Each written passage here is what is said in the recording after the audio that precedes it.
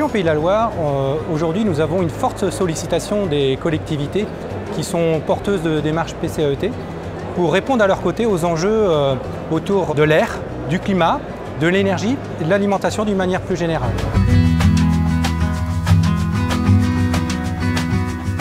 La Chambre d'agriculture des Pays de la Loire joue deux rôles aux côtés des collectivités. Un premier rôle qui tend à les appuyer dans l'élaboration de leurs diagnostics territoriaux, notamment sur le volet agricole pour qu'un état des lieux assez précis soit dressé de l'activité agricole et de ses bénéfices pour le territoire, mais aussi de ses enjeux, notamment en matière d'émissions de GES. Et dans une deuxième phase, nous leur apportons un appui à la concertation, à la mobilisation des acteurs économiques, et notamment agricoles, pour la définition de leur stratégie et du plan d'action relatif au PCAET.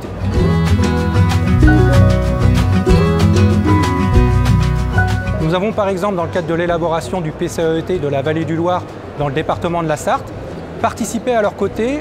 à la manière d'y voir un peu plus clair sur les enjeux relatifs à l'adaptation au changement climatique. Pour ce faire, nous leur avons proposé une démarche de prospective climatique qui tend à regarder le climat observé sur ces 50 dernières années, mais surtout à projeter quelles seraient les évolutions climatiques sur les 30 prochaines années, afin d'identifier les secteurs à fort enjeu.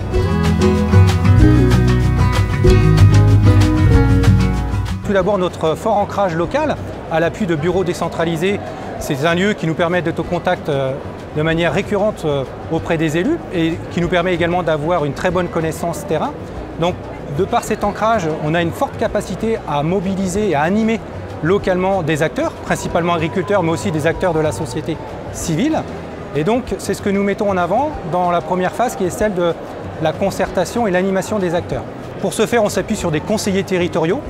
Et puis ensuite, quand on est dans une phase de stratégie et d'élaboration d'un plan d'action et que commencent à poindre des leviers d'action plus précis sur les champs de l'énergie, sur les champs de l'alimentation, on va s'appuyer sur d'autres compétences, ce qu'on appelle des experts chez nous ou des chargés de mission dans le domaine de l'alimentation durable, de proximité et de qualité ou dans le domaine de l'énergie par exemple.